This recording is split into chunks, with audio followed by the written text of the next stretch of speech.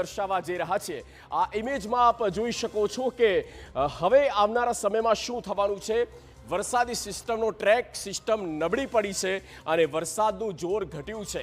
આ એ satellite image છે જે IMD દ્વારા આપવામાં આવી છે, એટલે કે આપણું હવામાન વિભાગ શું કહે છે તો આ એ સંભવિત ટ્રેક જે હતો, પણ આ જે આખી સિસ્ટમનો ટ્રેક રહ્યો છે આ રીતે બંગાળની ખાડીમાં જે અહીંયા ડીપ ડિપ્રેશન, પહેલા ડિપ્રેશન ત્યારબાદ ડીપ ડિપ્રેશન, અને આ રીતે તે આગળ વધ્યો છે। આ એનો મોન્સૂન ટ્રફ છે અને આ રીતે વરસાદે તમામ જગ્યા પર વરસતો આપણા રાજ્ય સુધી આવ્યો અને હવે થયું એવું છે કે મધ્યપ્રદેશથી લઈને આ અહીંયા ફંટાયું છે, એટલે કે ઉત્તર ભારત તરફ ગયો છે અને ઉત્તર ભારત તરફ આ વરસાદી સિસ્ટમ જતા વિખેરાઈ રહી છે।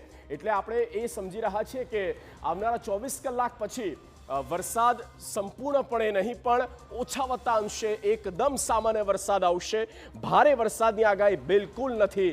તો આ મહત્વપૂર્ણ જાણકારી આપને આપી। ઉત્તર ગુજરાતમાં મધ્યમ વરસાદ થઈ શકે છે।